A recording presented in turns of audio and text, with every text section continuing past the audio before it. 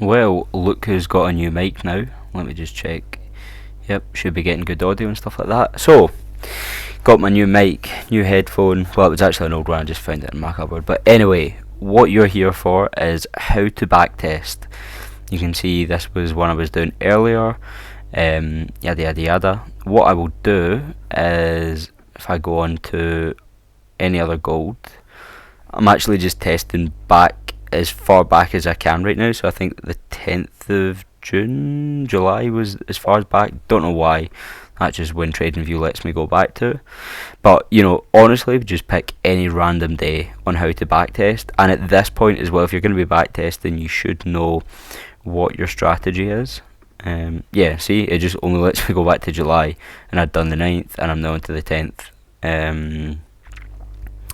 But if you want to copy my strategy, I'll go through it right now. So, what is my strategy? If we go to the 9th, here we are at the 10th here. Let's play time forward at times 10. We're on the 1 minute time frame here. And I start trading when we get to... Let me jump up to the 15 so it goes a bit quicker. I start trading at 6 o'clock. Oh wait, we're already on the 10th.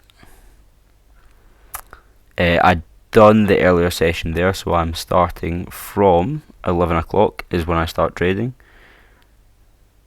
There. And, spoilers. Spoilers. Don't. The reason I love backtesting on TradingView is because you can do exactly this. You don't influence how you trade, whereas if you... And this is a paid ad. I'm sponsored by TradingView. Obviously not, I'm just a guy in his bedroom, but if I was, I would say honestly buy the premium version of TradingView. I think it's like £12 or £13 and it allows you to do this, and you even get like 90 or 30 days or something like that for free. I'm paying now because I'm just I make so much money from trading, absolute millionaire, that I can afford that £12 a month. But anyway, what you want to do to not influence your behaviour, I've forgot already what it done, the advantage of having a bad memory is I don't know where price is about to go. So I've got my time here from 11 o'clock till 2 o'clock. That is what I would say is the second window that I trade. Well, I would say that is the second window that I trade. So what am I looking for going into 50 minute is my higher time frame. I'm looking for a break of structure. I can already see one.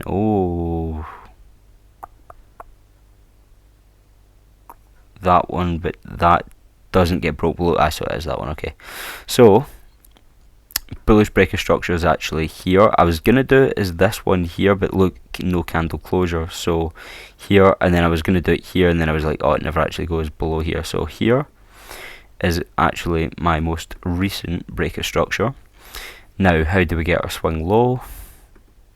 I'm probably glazing past this as well. Why is it a breaker structure? Well, you've got a high here that this candle has disrespected, slapped it in the face, and broke above it here.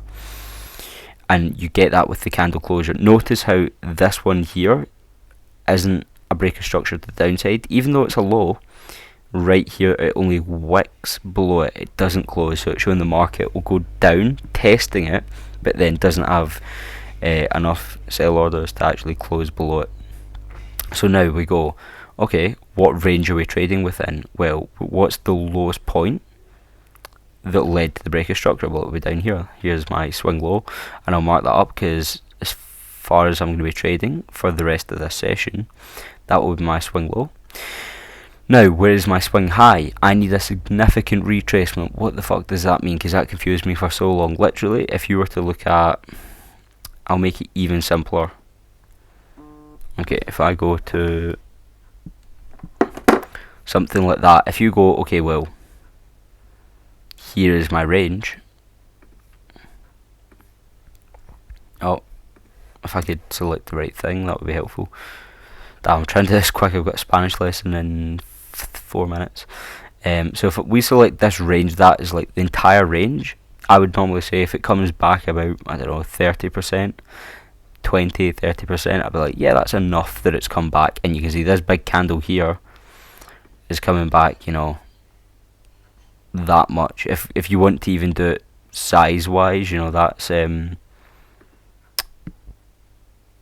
I could do that, 147 pips range, and that one comes back 68. Do the math. It's you'll even look at it, it's almost halfway there. Like, definitely, yeah, that's you in your swing range. That's the significant retracement. So that gives you your swing high. Swing high up here. Then we just drag that over. Okay, so this is the range that we want to trade within, and you're better taking longs or buys here. Oh, wrong thing. Why do you want to take buys? Well, the market is showing it's got a tendency to go up. So what is it going to do? It's going to go big move to the upside, little retracement, big move to the upside, little retracement, big move to the upside. So if you want to make more money, what should you do? Fucking figure out how to do this. You want to be buying in somewhere down here, and you can ride it all the way up. Okay, so if the market's going up, the trend is your friend. Absolutely everyone in the grand says that. So if the trend is your friend, you just want to trade with the trend. So we're gonna ideally look for buys, because why would you want to try and get in for a retracement when you know it's going to end when it comes into a supply zone, or a fair value gap or something, that's going to cause it to go up anyway? So you're only going to get so much of a little retracement before it tries to go up, anyway. And if you were to zoom out to even the higher time frames, I'm probably going to confuse people now. Oh, well, actually, if you look to the higher time frame, we're actually in a downtrend right now, and this is actually a retracement, and we are trading the up end of of this leg here. Overall, the market is going down, and we're maybe at the end of a retracement here. You can see it's coming into a supply zone, but I don't trade like that. I only scalp, and those moves are so massive.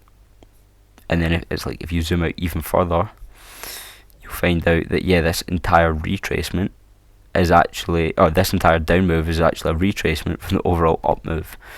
And then even this up move is a retracement of this big down move, which it's like, when you keep zooming out, it's like you eventually get to a point where you're like, oh, it always goes up. And it's like, yeah, that's what people do for investing. They just buy and hold for years. But anyway, I'm getting way too off topic. Back down to our little 15-minute. Here we are in our range. So we want to buy. Where's best to buy? Well, imagine you were at a store. Would you want to buy an apple when it's £5, or would you want to buy it when it's £50? You'd probably want to buy it when it's £5, and that's exactly what we're going to do. So what I'm going to do here is draw a box with one half blue and one half grey. So when it's in the grey half, price is cheap. Let's say if we go back to our apples, like at the top here, let's say the apple's £20, in the middle it's 15, and then at the bottom it's 10. Why wouldn't you if you're going to buy, you want to buy it when it's cheap? And that's exactly what we're going to do, because then you're giving it more room to move up, and you're buying it when it's cheaper. So we just look at where was price in the bottom half here. When is price cheap? We want to know where was the last down move that caused a big up move. That's called an order block. So I'll just go, oh, well, look at this. I was about to say a black candle. Well, you don't actually. Black is the up candle. We want grey candles here with my thing. So if I go down to the 5 minute to look for more refined ones, we can go, oh, here was a little grey candle here. Let me change that to a buy zone. So look, this green zone here, and what I'm going to do is, the candle didn't go to the edge of the swing structure, but I always put it to the edge of the swing structure, just because I know from experience that if you don't, it'll probably come down, sweep liquidity. It messes up things for doing what do you call it, stop losses later. And I missed my Spanish lesson. Oh well, guess we're doing this then. Don't say I'm not dedicated. So what are we doing here is we now have our zone called a buy zone, and you can see that, look at what happened. It's like price came down pushes up, comes back down, tests the zone, shows that there's enough buy orders, and then shoots up. This is what I would call a very valid order block. This is one that you would expect price to react off of. So all we're going to do, and the reason I've gone down to the 5 minute is to get a more refined one, so you know exactly what kind of range to be looking at. And I just like to draw everything up over the 3 hour range that I'll be trading, just to keep things nice and easy. And then what else have we got here? We have another one. It's actually this massive grey one here.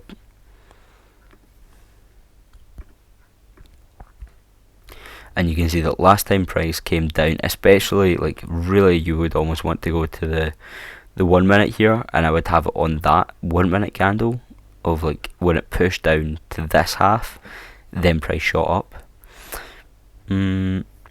What we will do is just keep it in the 5 minute though, and it's just be wary of, like, it could potentially push up at that zone, but we're not too bothered about it now. So we now have our swing range marked up, our time that we're trading marked up. Obviously this is what I would be doing pre-market. What time is this at? 8:40. Oh no, wait, it's 9 o'clock. What times have I marked up here? Oh yeah, 11 o'clock.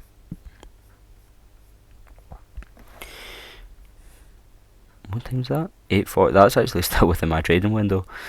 My first zone would end here. So yeah, potentially if I saw a buy here, I'd be looking into it. Yeah, because my trading day starts at 6 o'clock. 6 o'clock, yeah, 6 o'clock until 9 is my first window, and then 11 o'clock until, I'd not drawn a second until 2. That is my second trading window. Yeah, don't know what I've drawn that to. Oh, that's the next day, 2 o'clock I've drawn it to. Not the sharpest tool in the shed sometimes. Anyway. We are going to go and look here. And yeah, this is actually within my zone. So I think have I done this already? But let's put the speed of price down. And when you're back testing, this is all you need to do, is just pretend that you're actually trading. I'm on the 5 minute here, but I'll go down to the 1 minute. It'll be a bit slower. And yeah, potentially you could look for your entry model here, going off of that 5 minute confluence. Don't tell me this is the time it chooses to be annoying. Yeah, it's going to be annoying. I don't know why gold does this. Sometimes I think if you change between them, it can be okay. Okay, yeah, there we go, fine.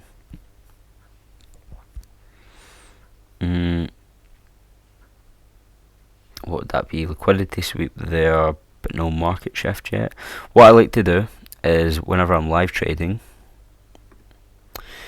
is I will mark things up. So right now that's my current liquidity sweep. So if that's my liquidity sweep, where would the market shift be?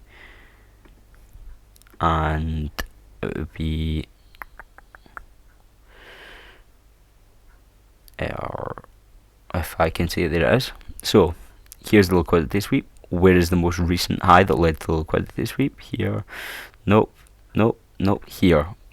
Yeah, that's an absolutely dog trade, because you're going to need to wait for it to come up here for your fractal market shift, and then come all the way back down. I'm not liking the look of this. I'd be hoping for another liquidity sweep at this point. Oh, okay.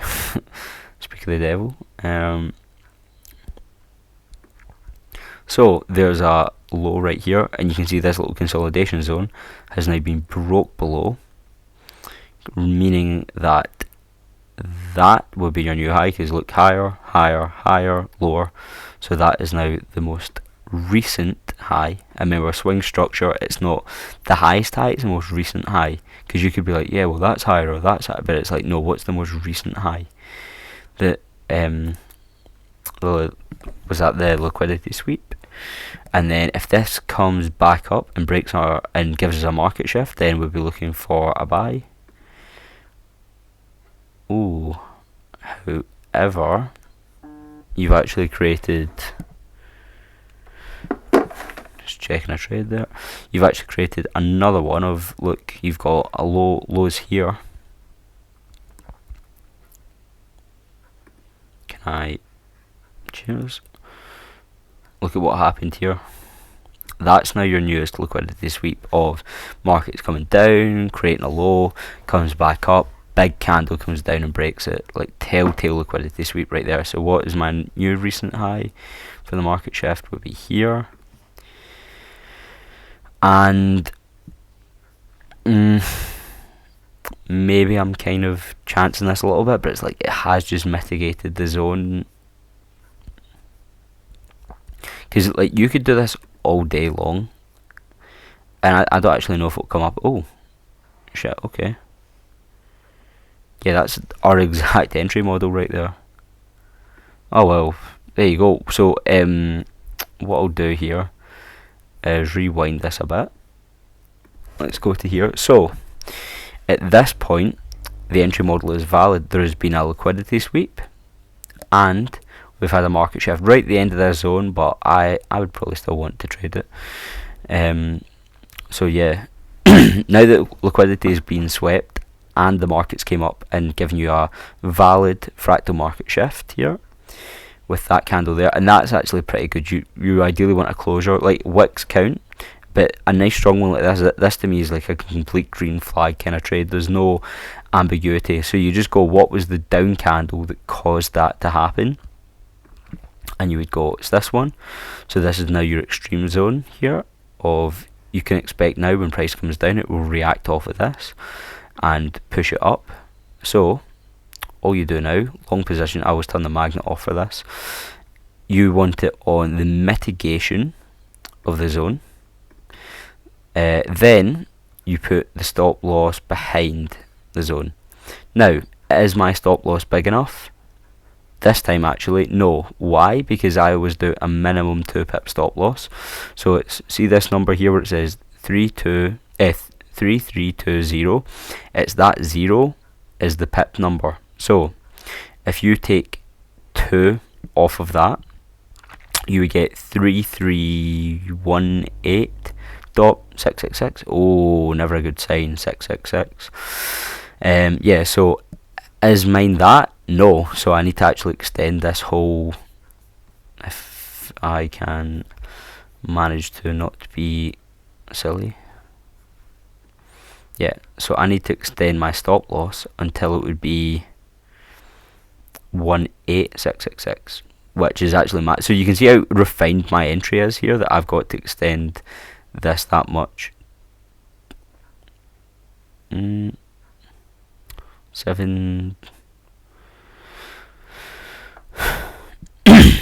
331866. I would actually rather make it, well, 74. That's probably the closest one. It's a little bit smaller, but okay. Then what do I always do? Risk to reward 3. How do I know my risk to reward is 3?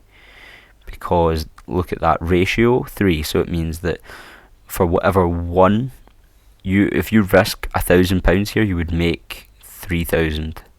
That's all that risk to reward means, and that's normally I find a good zone to target. But you can see that if we did use like the refined, really refined zone here, it would be, what do you call it? You're getting a 6.69. Come on, Callum, you're mature. It's not a funny number. Yeah, you get a lot more money the more refined your entry is. But what I always find, and the reason that you have a 2 pip stop loss, is because you can have a little bit of spread, or there can be inducements and stuff like that. And if you try and make it way too tight, don't clip that. It can sometimes, well, not some. Sometimes stop you out and stuff like that. So we're at the point now where you would have, you need to basically do all this, because I scalp, you maybe don't get a lot of time. Occasionally you don't get a lot of time between when you get your market shift and when it would come back to tap you into the trade. So yeah, at this point it would just be a case of waiting to see what happens, and yeah, all I'll do is just play price forward. And this is where backtesting can be really fun because it feels like you're actually trading. So you can see we're tapped in the trade here, starts going up, comes back down. What I'll do as well is I'll speed it up a little bit and we'll see if we make money. Sometimes it can do this, it can just kind of chop about for a bit. Come on, come on. And just like that, there we go. Happy days. So how long of a trade was that? That was from 9:01, so I got in 1 minute after my trading window closes, which is like, the windows aren't, you know, set in stone or whatever. It's like, here's the times that are best to trade because there's the highest chance of my entry model coming up, just so I'm not staring at the screen for, 12 hours a day. But I'm currently backtesting and I'm finding that like there is quite often a time where my entry model will come up in between the window that I trade. So I'm like, I'll set an alert and maybe just don't go and do anything where I couldn't stop and trade. But I'm at the point now where like most of the time I can't trade. So anyway, that's you just made 3 times whatever money you've risked. You risk £1, you've made £3. You risk £1,000, you've made £3,000. And I find normally 1 to 3 risk the reward. Sometimes I've tried for 1 to 5, like this one. If you targeted the swing high here, I mean you're getting close to that, and I'm like, I'm pretty sure this will break this swing high here. So you could have targeted that. Yeah, it did. But we are only going, I find you can get a much better win rate with 1 to 3 compared to 1 to 5. Like, oh sorry, got a bit of a cough. Yeah, some of the trades I'll do, I'll literally see it make a move, almost perfectly get me a 1 to 3 and then come back down. But other ones like this, you'll be like, maybe I could have got a 1 to 5. Well, let's see actually. Would you? Oh no. Oh, that would be painful unless it does actually come up here.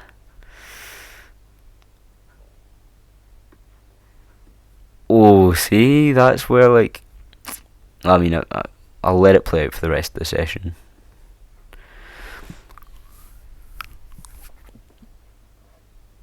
Let's see if this comes down and eventually stops out. That would be funny if it's like, oh, that's what you get for being greedy.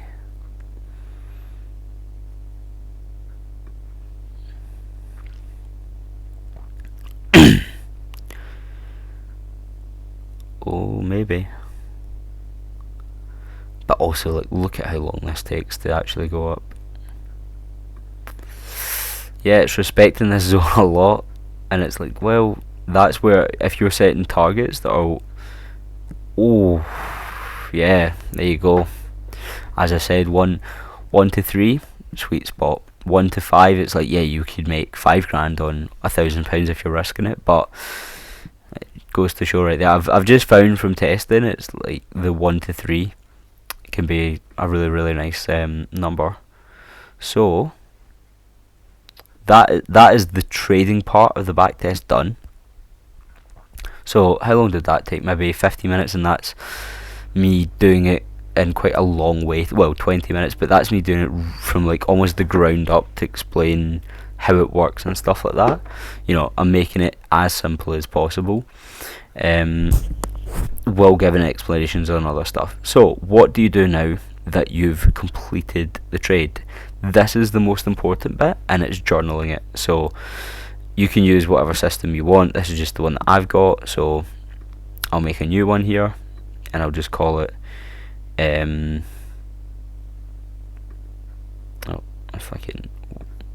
my god. So open this in the side peak, weird name, but I'll just usually call it like XAU, USD, just whatever pair that I traded. Then I'll add a little icon. Did I win? Did I lose? This one was a win. And you just go through and it's like, okay, what pair was it? It was gold. What was the setup? I'm not getting into all the entry model stuff, but just know that that was my first entry model. What was my risk to reward? It was 3, so yep, it knows it was a win. My position, again, you just go back to, oh, it was a buy. Cool. When did it it opened right here when I got tapped in on, you can see at the bottom of the screen there where it says like down here, Thursday the 10th of July 2025 at 9:01. So you just put that here, you just go June, July, Thursday the 10th of July, include the time at, what did I say, 11:01? 9:01. Yeah, just after my window, 9:01. Okay, and then I closed. When did it close? It closed at 9:46, so not bad, 45 minutes exactly to make 3 times whatever you risked. June, July, the 10th, include time, 9:46. So how many hours was it open? 0, because it was only 45 minutes. Month, July, session, London. Now, what were my confluences? So, if we go to the higher time frame, what was my higher time frame? It was the 15 minute. And if I can stop being dumb, let's look here. What confluences did I use from the higher time frame? Well, I created my swing structure and I identified rough zones, but obviously I went down to the medium time frame this time. But the thing that I've used from the higher time frame has been my bias. So I would just say, yeah, higher time frame, like bullish bias right there. Lower time frame. What is my lower time frame? That would be the 1 minute. So what do we use on the lower time frame? Well, if we go back to here, liquidity sweep, a market shift, and we used the extreme zone here. So liquidity sweep, was it a V-shaped liquidity sweep or just a normal liquidity sweep? I'd say that's got quite a good V shape to it. Sometimes you can get ones they just look absolute ass, but that one was pretty good. Then do we get a market shift? Yes, I never trade without a market shift for confirmation. Some people do. They'll just trade, like, see this green zone that I drew up, they'll literally just wait for it to mitigate that zone, get a really bad stop loss, and then just let it go up. And we traded off the extreme. We never refined anything and we didn't do a bias there. Medium time frame, yes, we used that, the 5 minute, for a refined zone. Where if we go back to here, this entire down move, that was on the 5 minute, and also that extreme one, if it broke through, we used. So we used the bias from that and point of interest mitigation. Medium time frame phase, don't really care about that, and minimum stop loss, always 2 pips. So this is where the fun bit is. Higher time frame narrative. All you do here, you just take a picture. So I'll go to my higher time frame and I'll just go okay, and I always like to get the breaker structure and stuff. So this is you doing what higher time frame stuff did you actually use. Screenshot that, and then I'll just copy it.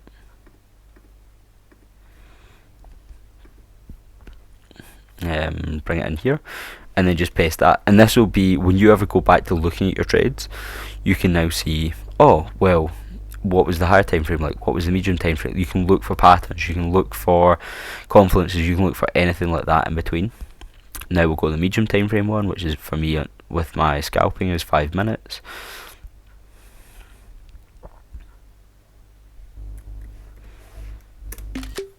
And there we go. Copy that, put it into medium time frame, and now at the lower time frame we go down to the 1 minute, and I always like to make sure that I get this area here, you know, what actually caused me to get into the trade, that liquidity sweep, that market shift.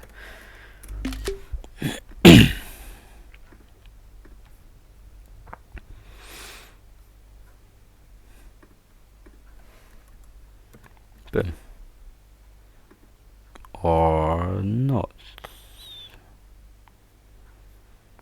Nice. Why are we not? Okay, be weird. Just take another screenshot.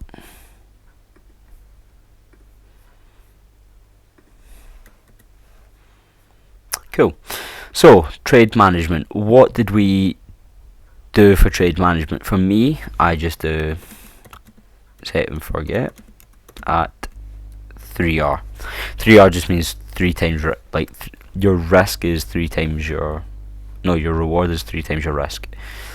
You know, as I've already shown. The reason that's there is because what you can do as well is you can take partial profits, you can have trailing stop losses, you can target different zones and stuff like that, but I don't do any of that. I'm just doing 3 times R. Like, I could have targeted the swing highs I showed you, or gone for 5R, all those kind of things, but I never did any of that. I usually find keeping it so simple at just 3R is like a really, really quick and easy way to get your profits out. So what lessons did we learn here? I would say one of them could be price swept below our buy zone, but still showed entry model. So if it's within trading rules, we can take the trade. Another one I'll say as well is got into the trade just after the zone of 6 to 9 that I usually trade, and worked out fine. So if I can actually type, fine. So going forward, as long as back testing ports this trend, then can look at taking trades in this time. So something like that and usually I'll just write as well, followed rules and model worked well, something like that. Now that is all you're doing for backtesting. So what's that? Maybe being, I can get another lesson in 6 minutes. I've got to wrap this up. So that's all you really need to know for backtesting now. Is that's it. You just do tons of them. Like, I'm trying to get to 120 in January, which is 4 a day, and we're on the 5th of January now, so it means today I should be at 20 and I'm only at 10. So really I'm going to try and get another 10 done to keep my workload pretty light. And I would say normally I can get a backtest done about 10, maybe 15 minutes. Obviously it's taking nearly half an hour here because I'm explaining things and going through it, but you can see now you start to build up lessons and lessons and lessons where you've got a lot of things where when they go wrong, you can talk about that, and then when things go right, you can talk about that as well, and it allows you to build up a picture of how your trading plan would work in different situations. I'm trying to be really ambitious right now and almost retest the entire year, or like all of last year, and see just how well my trading plan would have worked. And you can see so far we're on 1, 2, 3, 4, 5, a 70% win rate with a 3-to-1 risk to reward, which is absolutely insane, because you only need, I think, 35% to be profitable, and I reckon the more data I get, it'll maybe come down to about 60-55% win rate. That seems to be pretty standard among most people I've talked to that use this method. But for me, I'm like, you know, it's still showing promising signs early, and the amount of things I've learned already from backtesting has been insane. I want to make another video about that, but you can see that's all you need to do to backtest, and now you become your own teacher. Your trading becomes the thing you'll learn from, and then you just keep doing the same method basically every day. So yeah, that's all I've really got to share on how to backtest. If you have any questions, leave a comment or just message me on Instagram. I'm always happy to help people. So hopefully that's cleared up how you can effectively trade when the markets aren't open or when you don't have setups and whatever. You're just practicing and practicing and practicing, and all you need to do now is go, how many trades can I do an hour, how good can I get, how quickly, and it just comes down to how much time can you put into backtesting to practicing your skill, and how many trades can you do an hour. And now just measure your time in, or measure your time in, how many trades an hour can you do backtesting. And now you just go, okay, how quickly can I get to 100 trades? How quickly can I get to 1,000? How quickly can I get to 10,000 trades? And if you do 1,000 backtests and then come into the market, it's going to feel night and day between where you're at now and where you're at if you hadn't done that. And that's the best piece of advice I can give you. Just, if you want to get better at trading, just put in so much work. It would be unreasonable that you wouldn't be good at it. And that's all I'm trying to do now. So yeah, hopefully this has helped, and as I said, any questions, drop a comment asking them, or go on Instagram and just my Instagram's caltrades25, just drop me a message.